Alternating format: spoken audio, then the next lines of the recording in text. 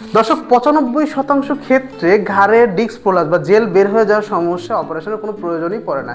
প্রয়োজন সঠিক ফিজিওথেরাপি চিকিৎসা। আমাদের ঘাড়ে 7টা হাড় থাকে এবং 8টা নার্ভ রুট থাকে। সেন্ট্রাল এই পেনের জন্য ব্যথা হাতের দিকে চলে যায়।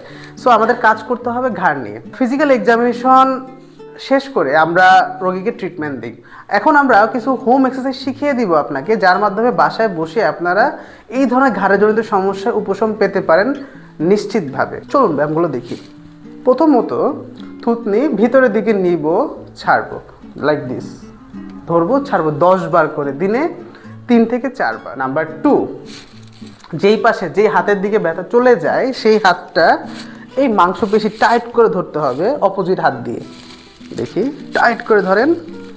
এই অবস্থায় হাতটা ধরবো, ছাড়বো 10টা করে 5 বার। ব্যায়াম যেটা করব, আমাদের বগলের মাসেল টাইট করে ধরতে হবে। ধরেন এটা, হ্যাঁ হ্যাঁ, এভাবে ধরে, হ্যাঁ, ভিতরে বাহিরে, ভিতরে বাহিরে,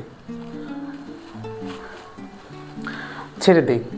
এটা আমরা ভিতরে বাইরে করব 10টায় 1 সেট 5 বার, দিনে 3 বেলায়। এবং তারপরের যে এক্সারসাইজ সেটা হচ্ছে থুতনিটাকে ভিতরে ঢুকিয়ে বাইরের দিকে রেখে হাতটা ধরে টান দিব।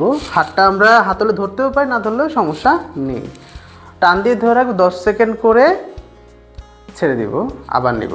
থুতনি ভিতরে, থুতনি ভিতরে ঘোরাই, টান দিই। 10 সেকেন্ড করে 5 বার, দুই পাশেই করতে হবে। শেষ। এটা করার পরে বরফের শেক দিব 12 মিনিট করে প্রতিবার ব্যায়ামের শেষে। দর্শক, আশা করি এই ব্যায়ামগুলো করেই আপনি বাসায় অনেক অনেক অবশ্যই উন্নতি পাবেন।